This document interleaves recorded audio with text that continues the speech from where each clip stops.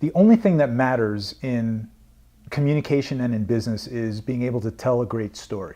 You have to understand what it is you want to say, and then what's the best way to tell that story. My name is Scott Doniger, and currently I work for a company called Sprinklr. We make software that helps really large organizations manage all of their social media. Large companies like Nike or McDonald's, they have tens, if not hundreds of thousands of social media conversations and posts and feeds that come into their social media accounts every single day from around the world. You can't possibly manage all of those conversations by hand. You'd need thousands of people to do that. So my company makes software that helps these companies manage all of those social media accounts. My role in the company is to help market the software, in a sense, the consulting for large organizations to rethink how they connect with customers and how they do their business.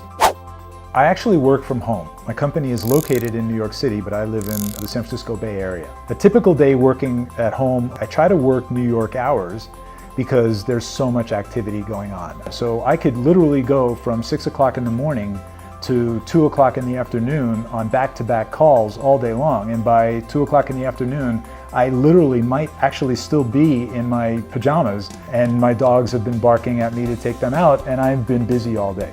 When I'm in the New York office, it is a vortex of chaos where you've got 400 people working in Midtown across the street from the Empire State Building, and you've got salespeople, you've got client services people, marketing people. Those are the typical days that I've had at Sprinklr.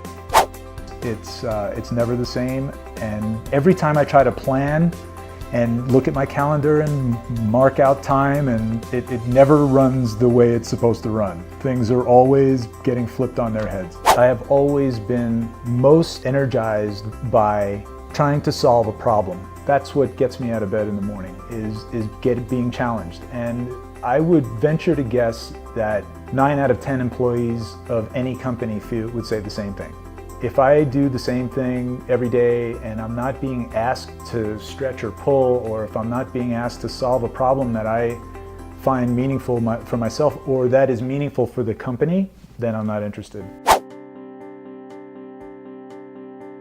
And I don't mean to generalize, but the technology industry seems to attract a lot of the same kinds of people. Very intelligent, ambitious people. So there's a healthy amount of competition, there's a healthy amount of debate, but it is a very aggressive environment from that standpoint. It's not to say that it isn't fun, it's not to say that it's mean-spirited, but it's not for the meek. Your education, it's the most important step to all of it. The portfolio of classes should be pretty wide. I mean, you're going to want to take business classes, you're going to want to take some creative classes, you're going to want to take classes in writing, classes in economics and accounting, because all of them will play a role in your ability to understand and synthesize the information you're going to need. I would try to get as many, starting out with informational interviews with as many companies as you can possibly get informational interviews with, and then as many internships as you can. There's no better way to learn than to actually just be there.